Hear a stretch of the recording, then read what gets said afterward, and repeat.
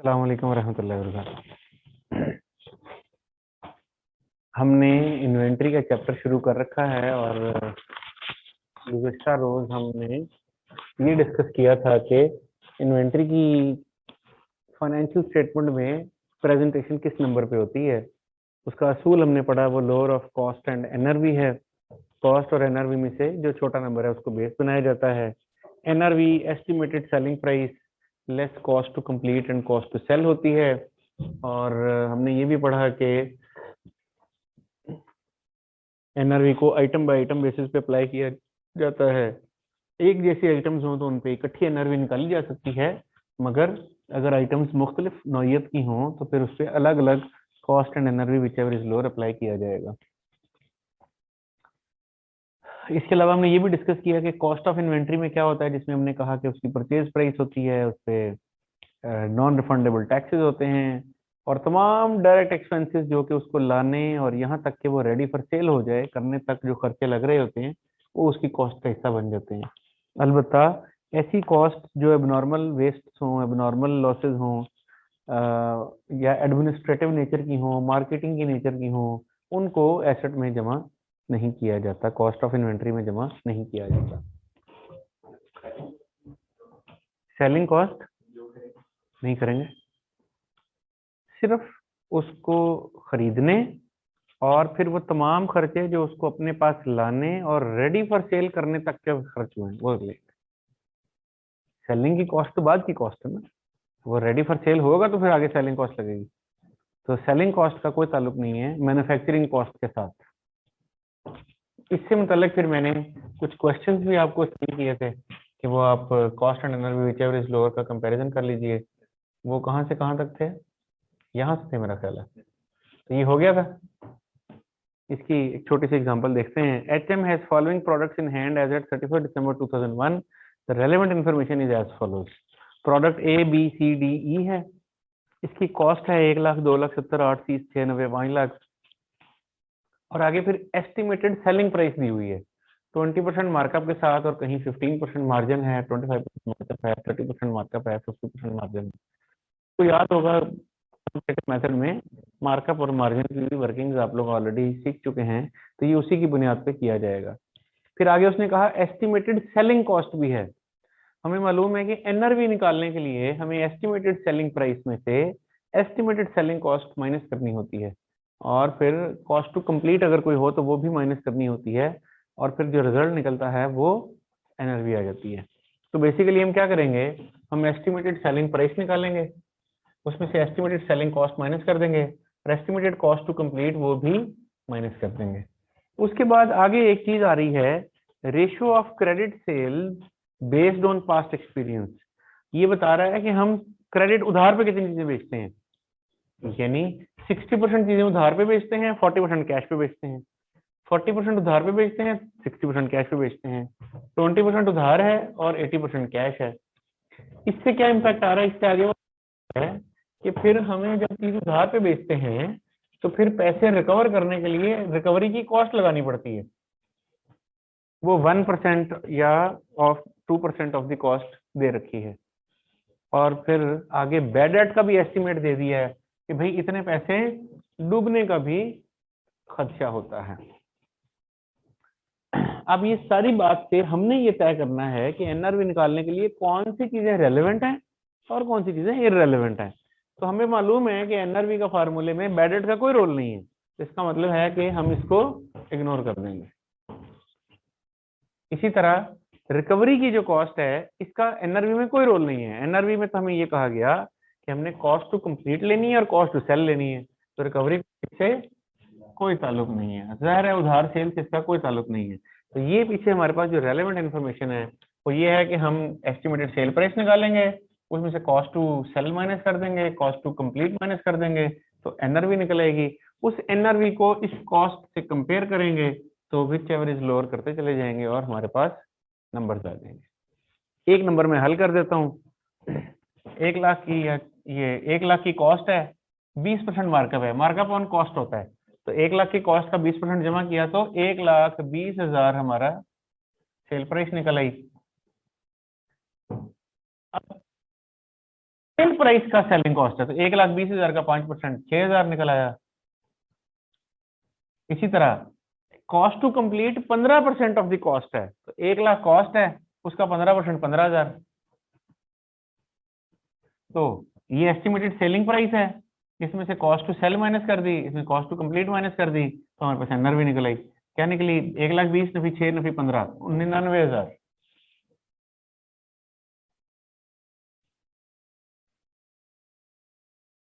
ये निकल आई NRV. Cost कितनी है? 1,00,000। एनआरवी है 99,000, which ever is lower, NRV which is 99,000। अगली वर्किंग देखते हैं।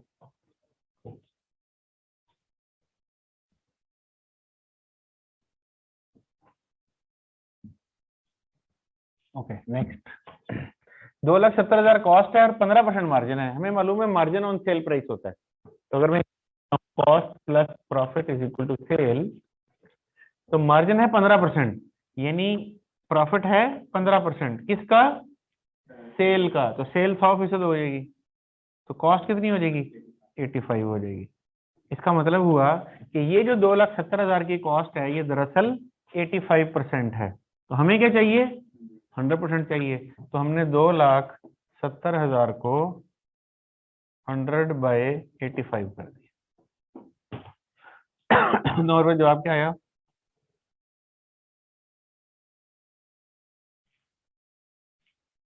3,50,000। नहीं,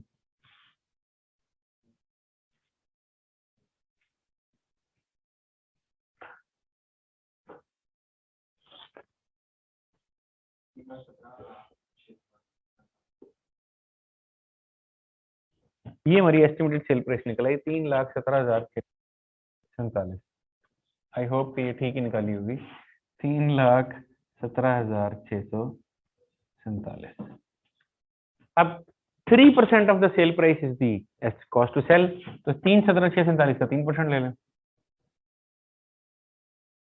9,528 नहीं 9,531, ये 30, 9,530, ये 3% निकला है 9,530। फिर कॉस्ट टू कंप्लीट है 7% ऑफ कॉस्ट, तो 2,70,000 का 7%, तो ये हमारे पास आ गया 18,900। तो हमने 3,17,647 नफी 9,530 नफी 18,900, तो एनआरवी कितनी आई?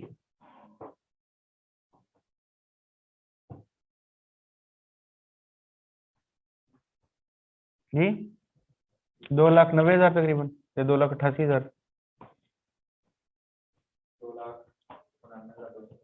289,217 ये एनआरवी आ गई, और ये इसकी कॉस्ट है 270, which ever is lower, cost 270। तो इस तरीके से cost and NRV which ever is lower का सिलसिला जो है वो जारी रहता है।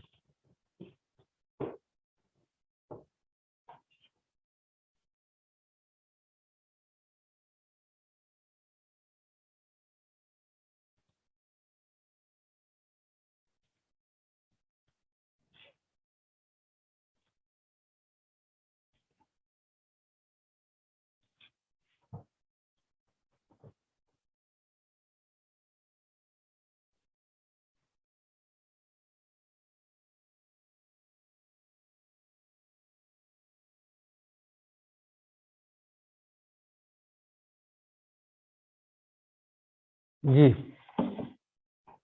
कोई क्वेश्चन? फिर इसी तरह हमने आगे ये कुछ क्वेश्चन दे दिए मैंने आपको कि ये भी आप कर लें। इसमें वही चीज एनआरवी का इफेक्ट जो है वो कैलकुलेट हो जाएगा, और ये भी इसी तरह ही आगे एनआरवी की इम्पैक्ट कैलकुलेट होता रहेगा।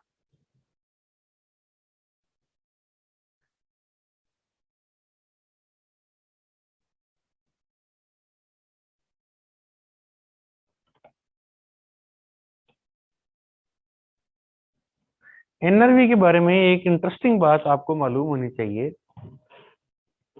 कि एनआरवी का कंपैरिजन कॉस्ट एंड एनआरवी ही है हमेशा। मसलन ईयर 1 इन्वेंट्री की कॉस्ट है 2 लाख, एनआरवी है 1,92,000। तो आप क्या करेंगे, विच एवरेज लोअर? तो एसओएफपी में, स्टेटमेंट ऑफ फाइनेंशियल पोजीशन में, एनआरवी कितनी अमाउंट से लिखेंगे, इन्वेंट्री कितनी अमाउंट से लिखेंगे? अगले साल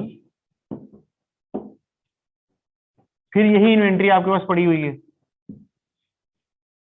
और फर्ज करें कि अब के इसकी एनआरवी जो है वो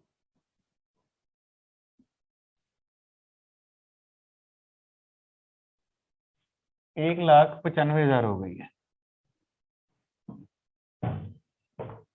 अब मेरी बुक्स में ये कितने से एग्जिस्ट कर रहा है? 1,92,000 से, और इसकी एनआरवी कितनी है? 1,95,000। तो एक सवाल ज़हन में आएगा कि मैं इसको कितनी अमाउंट पे कैरी करूं, मेरी एसओएफपी में ये कितनी अमाउंट से आना चाहिए? हम कहेंगे कि यार 1,92 पे खड़ा है, 1,95 विच एवरेज लोअर 1,92 हो जाएगा, तो ये गलत हो जाएगा। क्यों? क्योंकि हमारी बुक्स में जो एसेट 1,92,000 पे खड़ा है, क्या ये इन्वेंट्री की कॉस्ट है? नहीं, ये कॉस्ट नहीं है, ये तो कॉस्ट नहीं है। कंपैरिजन तो कॉस्ट के साथ होना है।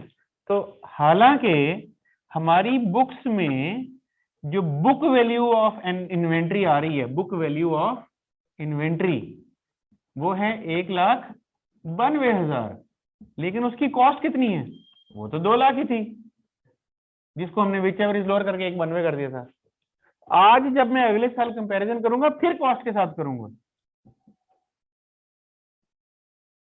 विच एवरेज लोअर 1 लाख। अब हमारी बुक्स में इन्वेंट्री कितने से खड़ी हुई है? 1,92,000 से खड़ी थी पहले, अब होनी कितने से चाहिए? तो मैं इन्वेंट्री को 3,000 से इंक्रीज करूंगा। पिछले साल मैंने अपनी इन्वेंट्री को, जो कि 2 लाख रुपए की थी, उसको 8,000 से लॉस बुक करके डिक्रीज किया। अगले साल अब मैं उसको 3,000 रुपए से गेन बुक करके इंक्रीज करूंगा, क्योंकि मुझे तो cost and NRV which average lower को फॉलो करना है। इससे अगले साल फर्ज कर लीजिए ईयर 3 आ जाता है,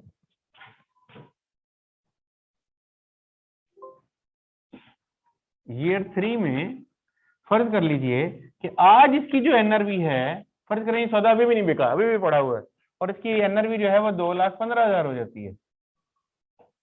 अब मैं क्या करूंगा, मैंने फिर इसको कॉस्ट से ही कंपेयर करना है, विच इज 2 लाख। तो विच एवरेज लोअर 2 लाख। तो मेरी बुक्स में एसेट कितने से खड़ा है? तो मैं आज 5,000 रुपए का मजीद गेन बुक करूंगा और उसे 2 लाख पे ले जाऊंगा।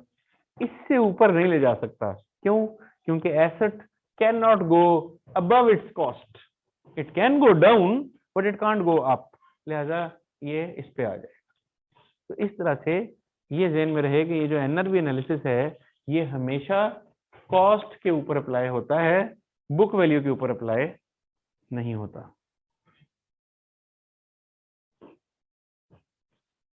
ठीक है?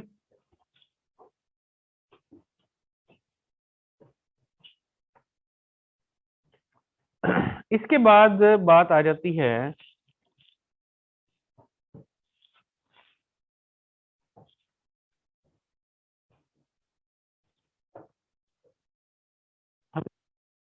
करनी कि cost and NRV which ever is lower लगाना है। इसमें एनआरवी कैसे निकालते हैं, ये बात क्लियर हो गई है। अब हमने अगली बात ये देखनी है कि हम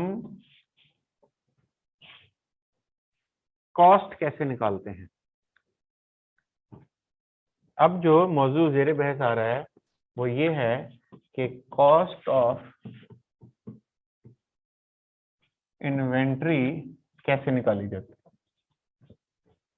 एक बात तो हमने कर ली कि भाई इसकी परचेज प्राइस लेंगे, नॉन रिफंडेबल टैक्सेस लेंगे,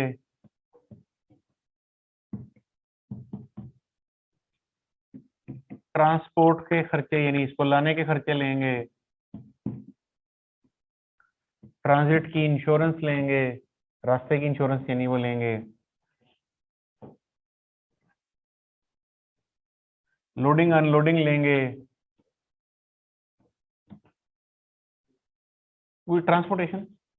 ठीक है, फिर अगर इसके ऊपर कोई मैन्युफैक्चरिंग ऑपरेशन करना है, कोई मैन्युफैक्चरिंग ऑपरेशन या कन्वर्जन करनी है तो वो करेंगे। और यहां तक के ये आइटम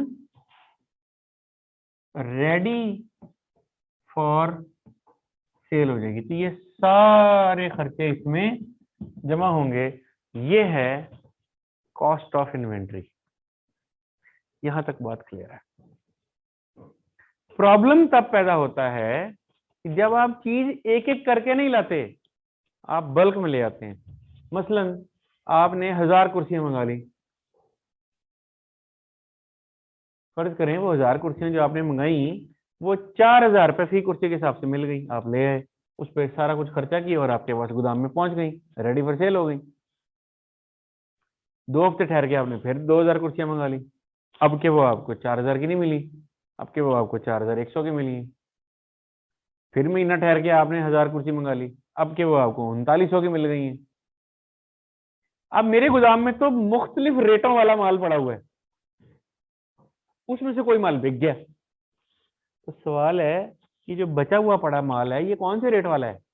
ये 3900 वाला बचा पड़ा है, या 4100 वाला बचा पड़ा है, या 4000 रुपए वाला, कौन से वाला बचा पड़ा है? इस मसले का हल निकालने के लिए IAS2 ने हमें 2 में से एक मेथड चूज करने की इजाजत दी।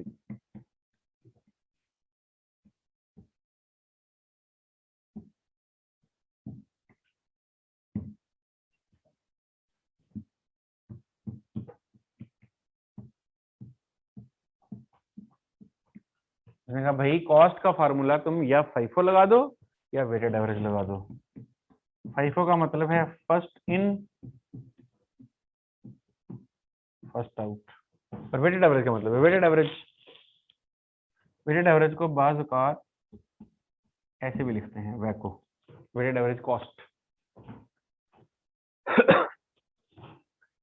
FIFO ये कहता है कि भाई देखो तुम ये एज्यूम कर लो कि जो माल पहले आया था वो पहले बिक गया, इसका मतलब है जो बचा पड़ा माल है वो कौन सा है? आखिर वाला। और वेटेड एवरेज ये कहता है कि यार पता नहीं केड़ा बिके है, तुम इस तरह करो सारों को एवरेज आउट कर दो। तुमने कोई 3900 वाला भी लिया, कोई 4000 वाला भी लिया, कोई 4200, तुम सारों को एवरेज आउट कर दो, क्या रेट निकला? 4090 रुपए, बस ये तुम्हारा रेट है। जो बिका वो भी 4090 वाला बिका, जो बचा हुआ है वो भी 4090 वाला ही बचा हुआ है, सबको एवरेज आउट कर दो। इन दोनों में से कोई एक टेक्निक भी हम फॉलो कर लें, हमें इजाजत है, हम कर सकते हैं। एक सवाल ये पैदा हो सकता है जहन में कि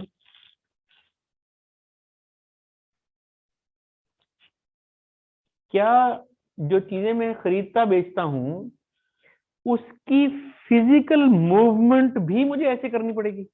यानी FIFO का मतलब है फर्स्ट इन फर्स्ट आउट, तो क्या मैं पहले आने वाली चीज पहले उठवाऊं और बाद वाली चीज को संभाल के रखूं? फर्स्ट इन फर्स्ट आउट का तो ये मतलब है। स्टैंड कहता है इसका इससे कोई ताल्लुक नहीं है कि एक्चुअली तुम कौन सा माल उठवा रहे हो, तुम जो मर्जी चीज उठवा दो, हम ये एज्यूम कर रहे हैं कि जो पहले आया है वो पहले निकल गया। तो फर्ज करें आपके गोदाम में आज 1000 कुर्सी आई है 3900 के हिसाब से, आपने अंदर ढेर लगा दिया। हफ्ते बाद फिर 800 कुर्सी आ गई 4000 के हिसाब से, आपने वो भी ढेर लगा दिया। फिर आपके पास कुछ माल और आ गया 4200 के हिसाब से, आपने उसका भी ढेर लगा दिया। अब आप कुर्सी बेचते हैं लेट से 6000 रुपए की। अब एक कस्टमर आया, उसने कहा जनाब मुझे 500 कुर्सी चाहिए, तो क्या आप चुन चुन के उठवाएंगे कि वो पहले वाली चुक? आप कोई सी 5 उठवा देंगे, आप कहेंगे यार सारा एक जैसा ही माल पड़ा हुआ है, इसमें से वो 5 उठा दो।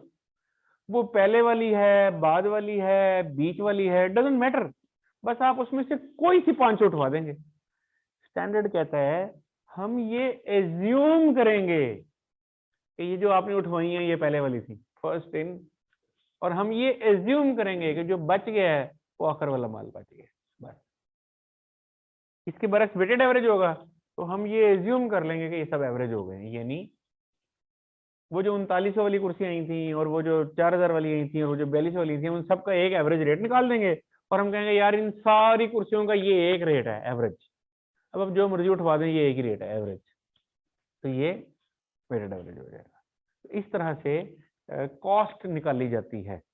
तो जब आप के पास ऐसी गुड्स आ जाएं जो बल्क में हो, जो मल्टीपल हो, यानी वो एक एक यूनिट ना हो, मसलन एक बेड खरीदा है, एक एसी खरीदा है, एक पंखा खरीदा है, इसमें तो कोई चीज एक जैसी है ही नहीं, तो बल्क है ही नहीं, इसमें तो मैं फाइफो नहीं कर सकता।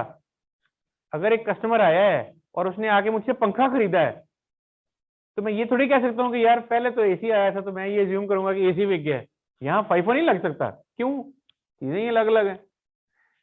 फाइफो वेटेड एवरेज तब लगेगा जब एक जैसी चीजें मल्टीपल में आ गई हैं, एक जैसी 100 कुर्सी आ गई है, एक जैसा 100 पंखा आ गया है, एक जैसे 100 एसी आ गए हैं। अब सवाल पैदा होता है कि यार कौन से वाला बिका है, कौन से वाला बच गया, तो मैं कहूंगा यार फाइफो में एज्यूम करो कि जो पहले आया था वो पहले निकल गया, एंड वाला बच गया, और वेटेड एवरेज में एज्यूम करो कि सारों को एवरेज कर दिया और एक ही रेट है। तो याद रहे कि ये जो कॉस्ट फार्मूला है ये किन चीजों के लिए है,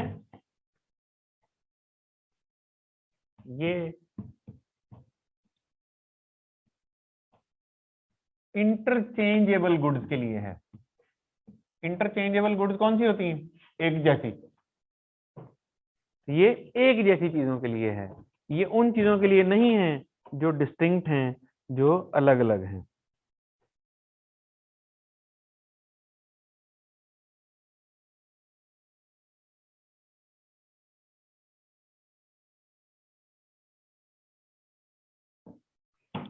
ठीक है,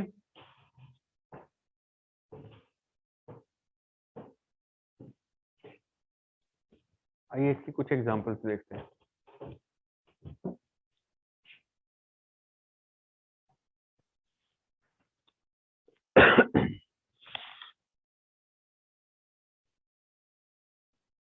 क्या करिए, FIFO and weighted average.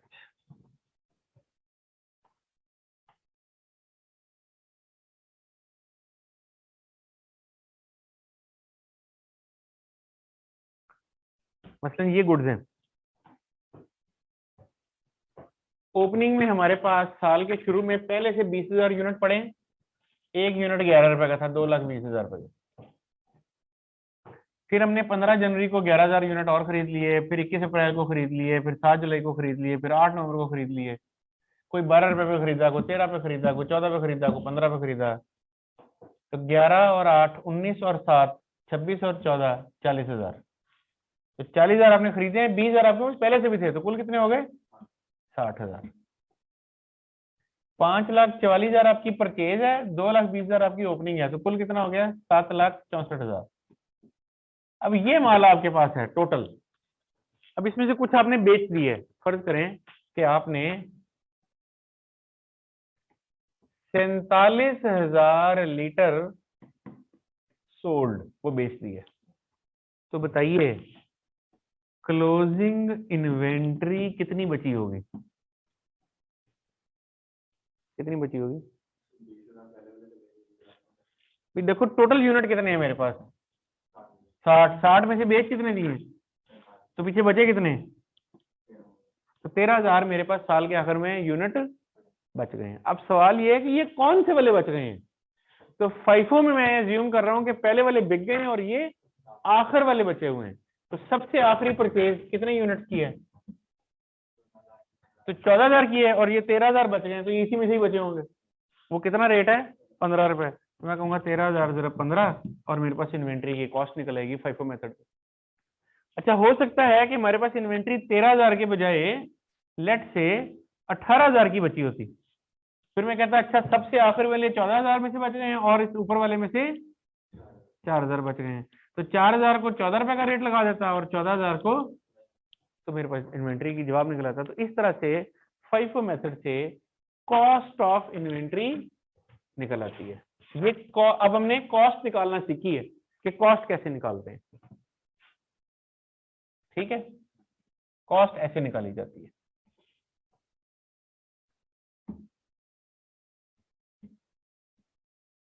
Okay, दूसरा तरीका ये है, ये FIFO है। दूसरा तरीका क्या है? Weighted average. क्या वेटेड एवरेज निकाल दें? वेटेड एवरेज में आप क्या करेंगे? जो आपने परचेज किया जमा जो पहले से आपके पास था, यानी 7,64,000 का माल है और कुल माल है कितना? 40 खरीदा, 20 पहले से 60,000 का।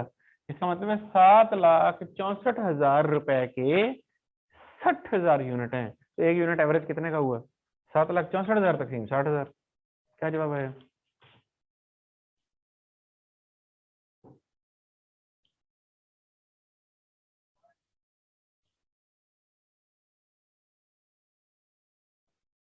चौसठ हजार, 7,64,000 तकसीम 60,000, 12.73। ये हमारे पास एवरेज निकल आई। इसका मतलब है एवरेज 1 लीटर कितने का है? 12.73 का, 73 का। अब इसके मुताबिक इन्वेंट्री कितनी है? इन्वेंट्री में यूनिट कितने हैं? 13,000। और एक यूनिट कितने का है? 12.73।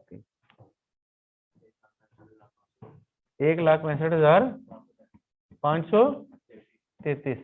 ऊपर देखें क्या जवाब आया था? 13,000 जरा 15, 1,95,000।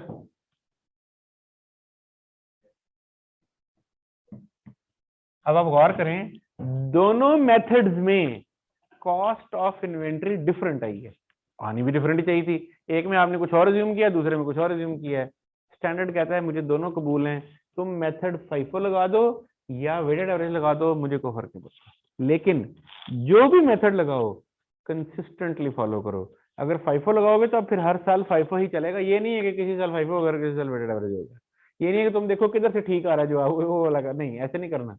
बल्कि अगर FIFO लगाना है फिर हर साल FIFO लगेगा, वेटेड एवरेज लगाना है तो फिर हर साल वेटेड एवरेज लगेगा।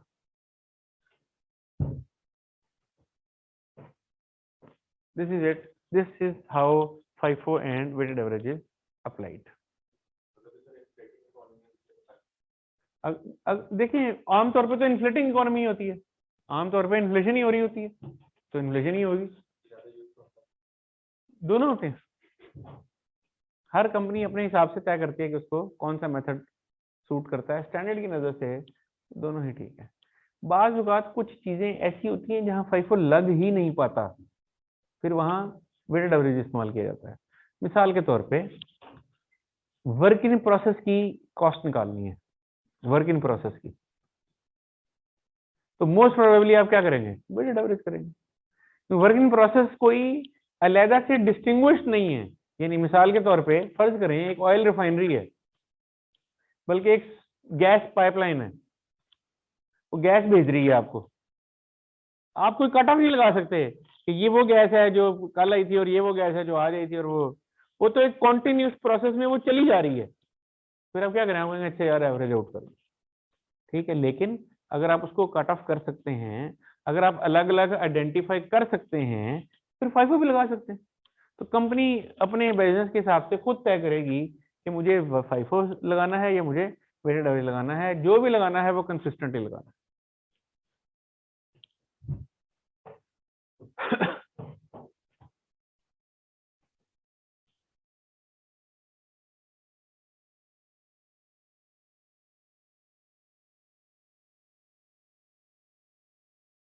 ओके,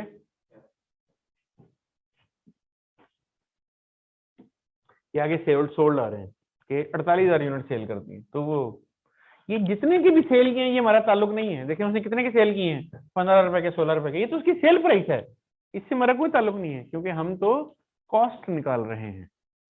सेल वो 15 रुपए पे करे, 10 रुपए पे करे, 100 रुपए पे करे, हमारा कोई ताल्लुक नहीं है। हमारा ताल्लुक इस बात से कि हमने खरीदा कितने पे है, कॉस्ट तो वहां से निकलेगी। तो इसलिए हमने इन नंबरों को बेस बनाया।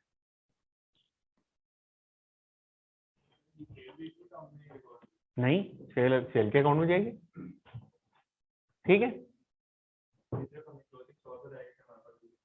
हाँ, हम इन्वेंट्री का ताल्लुक तो इसी बात से ना कि हमारे पास इन्वेंट्री कितनी पड़ी हुई है। वो कितने की पड़ी हुई है, कॉस्ट क्या है उसकी।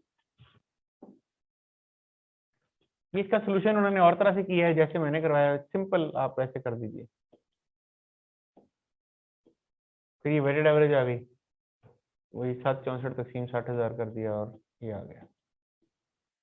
फिर अगला सवाल आ गया, इसमें भी इसी तरह। मजीद इसमें अब कुछ इक्का दुक्का बातें आ जाएंगी कि अच्छा यार जब हम कोई लॉस हो जाए तो क्या करेंगे। मिसाल के तौर पे कोई एबनॉर्मल लॉस हो गया, अब क्या करेंगे। तो भैया अगर एबनॉर्मल लॉस हो गया तो देखेंगे कि फाइफो लग रहा है या वेटेड एवरेज लग रहा है। अगर फाइफो लग रहा है तो हम समझेंगे ये loss first in first out पहले वाला हो गया, और अगर वेटेड एवरेज है तो एवरेज लगा देंगे। इसी तरह अगर कोई ड्राइंग हो गई है तो भी यही बात है, देखेंगे फाइफो है या वेटेड एवरेज है, उसके अकॉर्डिंगली कर देंगे। बाज़ औक़ात ऐसा होता है कि चीज आइडेंटिफाइड लॉस हो जाती है, यानी एक तो है ना कि मैंने कहा यार फर्स्ट इन फर्स्ट आउट, एक है मुझे पता है कि ये जो कल माल आया इसको आग लग गई और जाया हो गया। फिर ऐसी सूरत में हम वो आइडेंटिफाइड आइटम का लॉस बुक कर लेते हैं, फिर हम फाइफो वेटेड एवरेज नहीं लगाते। हम कहते हैं यार ये जो माल आया था ना 8 मार्च को वो जल गया है, तो वो कितने का था, वो इतने का था, चलो ठीक है उसकी जलने की एंट्री डाल दो, लॉस डेबिट इन्वेंट्री क्रेडिट। ठीक है, तो ये भी इसी तरह ड्राइंग में भी ये हो सकता है। यहाँ पे शॉर्टेज का लफ्ज लिखा हुआ, ये जो शॉर्टेज है ये नॉर्मल भी हो सकती है, ये एबनॉर्मल भी हो सकती है। अगर तो ये एबनॉर्मल शॉर्टेज है तो फिर तो उसको उसी तरह फाइफो वेटेड एवरेज से कर लेंगे। लेकिन अगर ये नॉर्मल शॉर्टेज है, नॉर्मल से मुराद क्या है, नॉर्मल से मुराद है कि ये बिजनेस के प्रोसेस का पार्ट है कि यार ये नॉर्मल है, ये होता है नुकसान। मिसाल के तौर पे एक एक बुटीक है, वो बनाती है शर्ट, जितना वो कपड़ा लाती है पूरा कपड़ा तो इस्तेमाल नहीं होता, उसकी कटाई होती है और कपड़ा जाया होता है, वो नॉर्मल लॉस है। अब अगर मैं कहूं कि जी मैं 3 मीटर लेके आया था लेकिन ये जो चीज आपने तैयार की है तो 2.5 मीटर की है, तो बाकी कपड़ा कितने गया, वो नॉर्मल लॉस है। वो भाई वो तो चीज तैयार ही नहीं होती उसके बगैर। नॉर्मल लॉस मेरे बिजनेस का इंटेग्रल पार्ट होता है, वो मेरे बिजनेस का हिस्सा होता है, वो कोई नुकसान नहीं होता है। नुकसान असल में एबनॉर्मल लॉस होता है कि भाई मसलन कि 3 मीटर कपड़े से 2.5 मीटर की शर्ट तैयार होती है। फर्ज कीजिए कि 3 मीटर के कपड़े से नेट शर्ट जो निकलती है वो 2.5 मीटर की निकलती है, तो इसका मतलब है कि 3 मीटर आएगा और शर्ट तैयार हो जाएगी। लेकिन अगर वही शर्ट उसने 4 मीटर में बनाई है, इसका मतलब उसने 1 मीटर कहीं जाया कर दी है, ये एबनॉर्मल लॉस है। ठीक है, तो इस तरह से abnormal loss is a loss, normal loss को लॉस नहीं लिया जाता। वेटेड एवरेज फिर ये एग्जांपल एक और है, तो ये एग्जांपल्स 3 आप देखिएगा, एक ये वाली एग्जांपल है 12, एक इससे पीछे 11 और एक इससे पीछे 10। ये 10, 11, 12 3 एग्जांपल्स आप ट्राई कीजिएगा उस टेक्निक से जिस टेक्निक से मैंने कराई है, सोल्यूशन नहीं देखना। ठीक है, और ये बात वाज़ेह हो जाएगी, कल उसी के ऊपर हम कुछ डिस्कशन करके एक दूसरी टेक्निक सीखेंगे और फिर ये मामला हमारा काफी हद तक मुकम्मल हो जाएगा। Thank you.